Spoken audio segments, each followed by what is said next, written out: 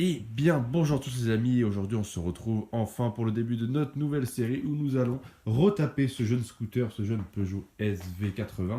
Alors, en attendant Willem, qui devra arriver dans pas très longtemps, j'ai commencé à enlever tout le carénage qui se trouve maintenant au fond là-bas.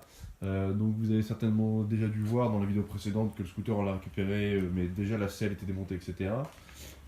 Simplement ce que j'ai fait là juste en l'attendant, j'ai juste purgé le carburateur et enlevé tout le carénage qui allait nous gêner. Donc pour faire un petit point sur le scooter, donc c'est vrai qu'il n'a pas démarré depuis un peu plus d'une dizaine d'années. Donc ça va être un peu le challenge pour nous de lui redonner un peu une seconde jeunesse.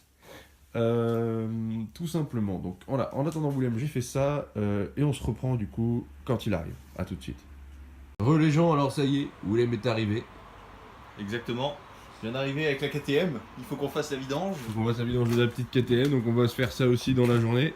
Mais le plus important, c'est ce bolide. Ce gros bolide, ce 80 cm3. Encore plus puissant qu'une KTM. Exactement. Là, qu'est-ce qu'on va faire? On va attaquer, on va mettre un petit coup de soufflette, nettoyer le tout. On va racheter une vis pour le carbu parce qu'il manque une vis pour la pub d'admission. Qu'est-ce qu'on a d'autre à faire? Des culasses. Déculasser le moteur, voir si tout se passe bien à l'intérieur, si tout est en ordre, s'il n'y a pas de rayures, rien du tout, la chemise du cylindre est en état nickel et tout, va falloir tout vérifier. Ouais. À la limite refaire un circuit électrique, mais bon, ça Ça, on verra plus tard. Ça c'est en plusieurs épisodes. Et Donc maintenant on va vraiment s'attaquer à l'élément principal, quoi, le cylindre. voilà, après le reste, tout ce qui est nettoyage électrique, à la rigueur peut-être peinture, on sait pas, on n'est pas d'accord pour la peinture encore, il y en a un qui veut laisser en origine, un autre qui veut le repeindre, on verra, on décidera de toute façon. Exactement. Quand le moment s'en fera sentir. Voilà, tu as tout compris. Et donc on va s'attaquer à ça. Et puis voilà. On va aller chercher la vis pour le carbu, puis De l'huile pour la moto. de l'huile pour la moto. Et c'est bon. Donc ça y est, on est allé chercher les pièces qui nous manquaient pour le carbu, donc on a acheté un axe et un autre joint torique parce qu'on s'est aperçu que l'autre était complètement mort. Pété quoi. Donc, on remet le carbu. On va essayer de faire rentrer ce joint torique qui a un diamètre un peu plus élevé que l'autre, mais bon, en forçant tout rentre. Hein. Oh la blague de beauf, putain.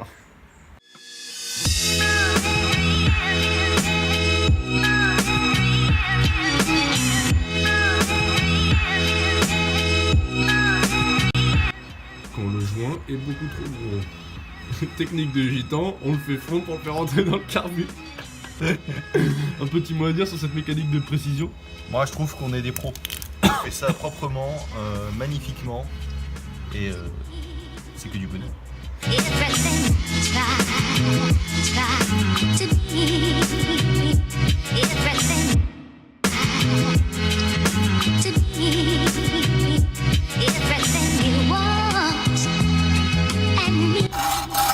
Quand l'axe est trop grand.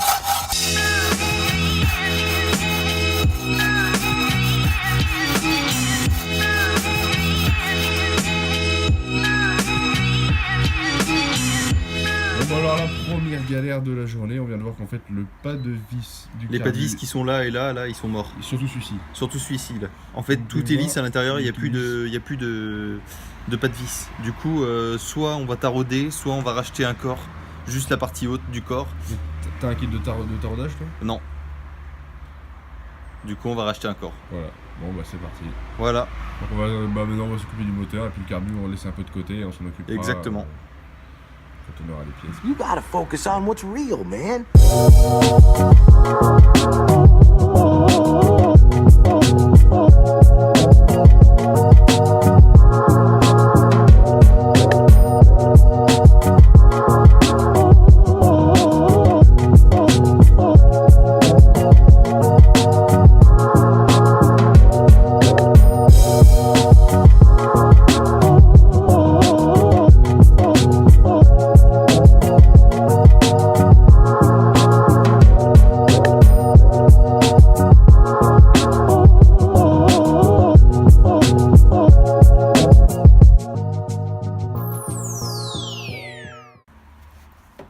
Alors, on a sorti il le pot. est hyper lourd.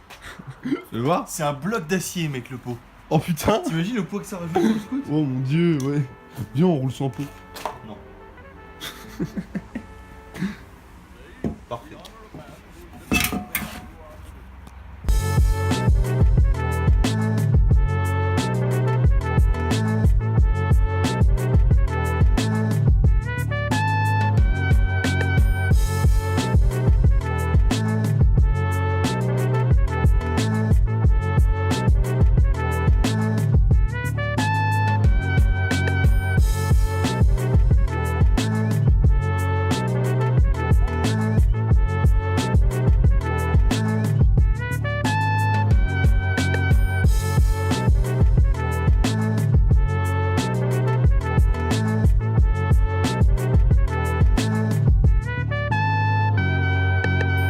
Vous mettez comme ça en carré et comme ça vous savez où c'est.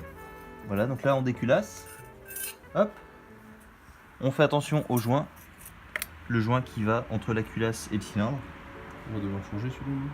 Oui, à mon avis, on peut le changer. De toute façon, il faut toujours changer les joints. Ouais, ouais. À savoir, quand on déculasse, on change toujours les joints. Donc là, hop, vous conservez bien vos pièces sans les abîmer. Comme ceci. Et vous placez votre cylindre. Voilà.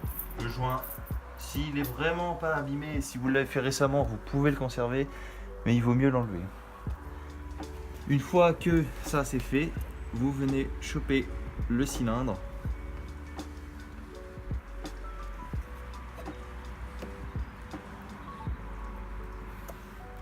Et hop, vous le faites translater. Voilà, donc là vous avez le cylindre qui est, ma foi, en très bon état. C'est un bon, c'est Oui. une couille en moins. Voilà. On va peut-être le nettoyer un peu. Donc là on peut voir, il n'y a aucune rayure. Tu peux filmer à l'intérieur bien comme il faut. Essayer de voir avec la lumière si Mais il n'y a pas trop de rayures. Le cylindre est encore tout à fait utilisable. Ouais, parfait.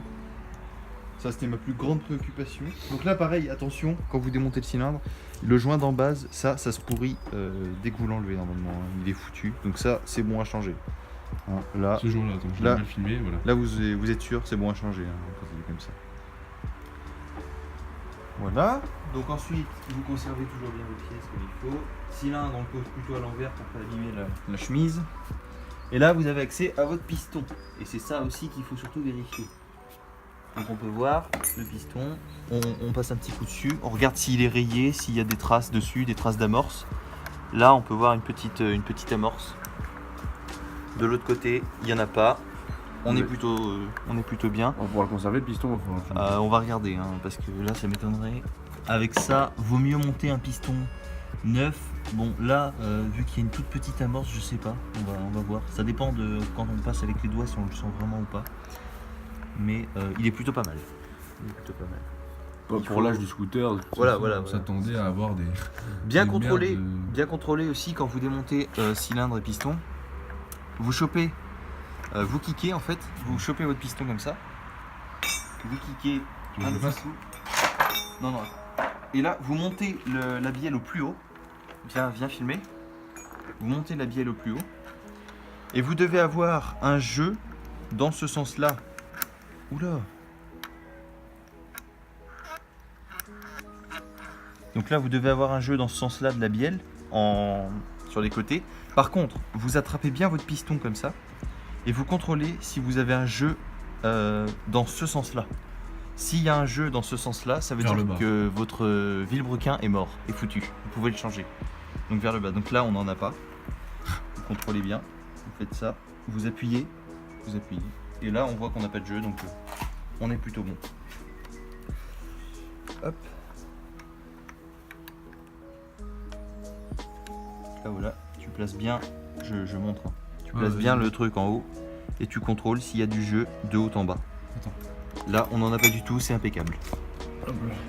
Refais tes mouvements. Donc vous allez vers le bas, comme ça, vous appuyez. Et si vous avez un jeu, s'il y a un petit jeu, et ben ça veut dire que vous pouvez changer votre vilebrequin, il est foutu. Là, c'est pas le cas, tant mieux, ça nous fait quelque chose de moins à faire. Hein, on est soulagé. Alors par contre, dès que vous démontez, attention à bien mettre un chiffon ici, pour pas qu'il y ait de saleté qui tombe à l'intérieur. Donc nous, on l'a pas fait, il faut qu'on le fasse. On va faire tout de suite. Si jamais il y a quelque chose qui tombe dedans, vous êtes bon pour tout démonter. Tout le carter, tout le moteur. Donc là, vraiment, attention. Bon, bah écoute, je pense qu'on peut le remettre comme ça. D'accord. Je pense qu'on peut le remettre. Bon, c'est une petite amorce, c'est pas très grave. T'as touché avec. Pour voir si c'était pas. Parce que c'est pour pas que ça fasse passer de. Bah, c'est gaz. pas serré. Ah ouais. Bon, elle est très légère, hein. Elle est très légère. On va le remettre. Ça évitera de gaspiller des sous. D'accord. Bon voilà les amis, on va se quitter sur ce démontage de cylindre pour aujourd'hui. On a fait ce qu'on avait à faire, c'est-à-dire trouver les pièces pour le carbu qui manquaient. On va commander les joints et tout ça pour le cylindre. On va laisser le piston, il y a une toute petite amorce de serrage, mais ça elle est toute lisse, du coup on va le remettre comme il est. Il n'y a rien qui est abîmé, donc on va le mettre comme ça.